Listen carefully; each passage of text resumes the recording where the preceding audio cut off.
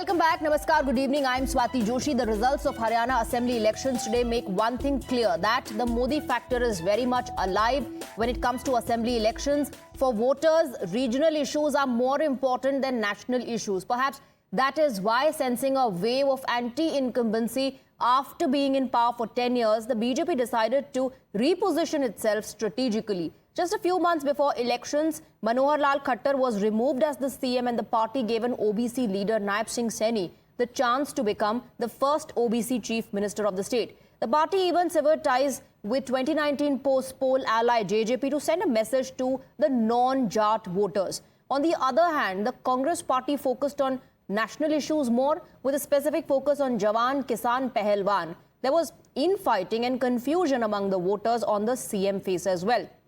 Now, as the results are out, Congress party is hinting at conspiracy. But for the BJP, this has been a historic bout. First time a party getting to be in power for third time in a row in Haryana. Haryana के संदर्भ में हमने चुनाव आयोग से आज दोपहर से लगातार शिकायत कर रहे हैं, क्योंकि ये लोकतंत्र की हार हुई है और तंत्र की जीत हुई है। जिस तरीके से एक माहौल पैदा करने की प्रयास की गई, दबाव स्थानीय अधिकारियों पर लाया गया और जहां जिन जिन सीटों में हमारे हारने की कोई गुंजाइश नहीं थी, वहां हम हारे। All right, we have some breaking inputs coming in after setback in Haryana for the Congress. Now, the Congress is once again reiterating conspiracy charge, foul play charge from Jairam Ramesh to now Bhupinder Singh Hooda. Congress netas alleging conspiracy. अब लोकतंत्र है ये, और तंत्र एक अलग चीज होती है। तंत्र का कितना रोल है इसकी जांच करेंगे हम, क्योंकि बहुत सारी सीटें थोड़ी थोड़ी वोटों से आ रहे हैं, थोड़ी थोड़ी वोटों से आ रहे हैं और कई जगह से शिकायतें भी मिली हैं। कहीं बैटरी की शिकायत मिली है, कोई मिली है, और जिस प्रकार से लोडिंग हुई है, मतलब डिले वो हुई है, उसके हिसाब से भी है। लेकिन नहीं आओ, वो हमारे जो है AICC वाले इलेक्शन कमीशन मिलेंगे, सारी बात कहेंगे, लेकिन इसमें कोई दो राय नहीं।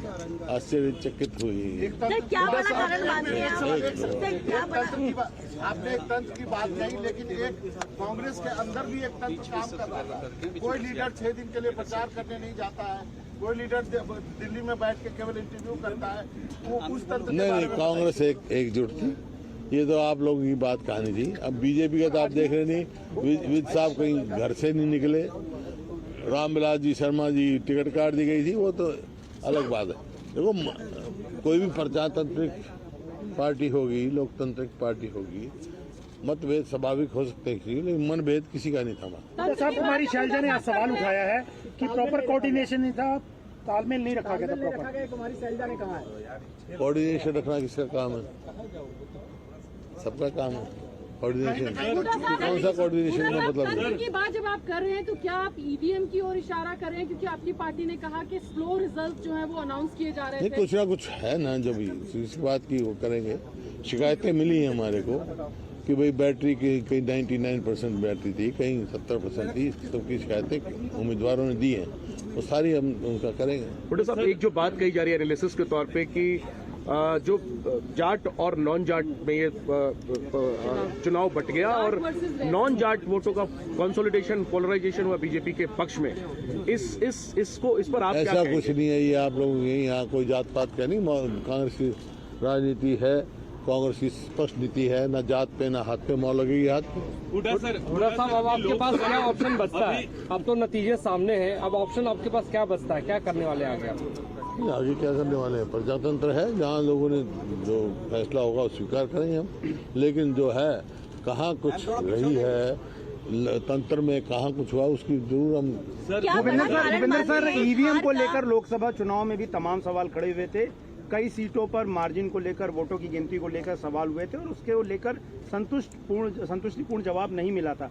अभी जिस तरह के सवाल उठ रहे हैं 99% और 66% वाला, जहां पर नई ईवीएम्स का इस्तेमाल हुआ, बता चुके हो इनको लेकर किस तरीके से बता चुका मैंने। रिप्रेजेंटेशन वो AICC में जयराम ने कहा है वो करेंगे बात। जयराम जी ने कहा है कि शिकायत जाएंगे। जयराम जी ने कहा है कि इस रिजल्ट को कांग्रेस स्वीकार नहीं करेगी।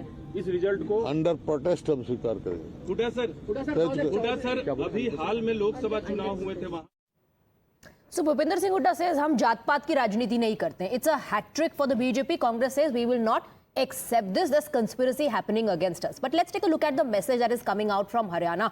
It's hat trick for BJP, and what does this mean? Modi magic continues in the Hindi heartland, something that the opposition was rejecting. The new CM phase helped beat anti-incumbency way. We're talking about Naib Singh Saini, which the Congress said will go against the BJP.